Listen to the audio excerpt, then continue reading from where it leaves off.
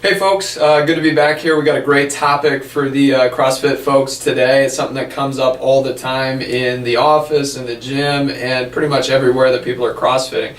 And it has to do with chasing numbers. Obviously, the great thing about CrossFit is that it gives you things to document. So it's not just this ambiguous training thing that says, maybe I'm getting better, maybe I'm not. We have workouts that we can look at and measure to say whether we're getting better or not. However, sometimes our ego gets in the way a little bit. We allow our Fran time or a Diane time or Murph, performances to kind of define who we think we are, and that's a problem. A lot of the injuries that we run into in the office that we help people with are because they're chasing numbers and allowing their ego to kind of get out in front of who they really are and where they need to be. So in order to kind of understand this on a better level, we've kind of broken it down for you here. If you're CrossFitting, and chasing numbers is something that you're doing, you have in your goal sheet to be able to have this time or that time, we want to talk about that. And if we are chasing numbers, we're kind of letting our mind dictate where we want to go instead of our body.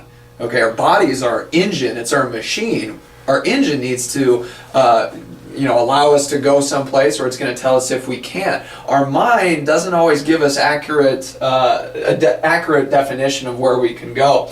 So we're either going to fail or we're going to achieve. If we fail here, it's usually because of injury, okay, or an injury happens in trying to achieve this number.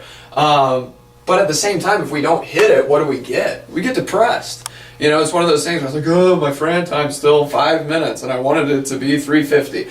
Well, okay, how are you going to do that? If you're just thinking about your mind and you don't have an adequate approach, you're going to end up being depressed and injured all the time. We definitely don't want that to happen.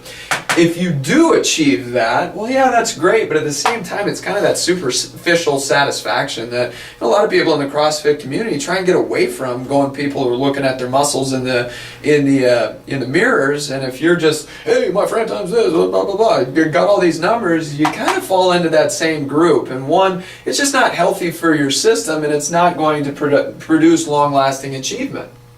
Instead, we want to review data, and that's really what CrossFit is. It takes fitness and makes it that type of a scientific experiment. So your programming is really what guides, where you put this. And adequate programming is understanding where you're at and where you need to go.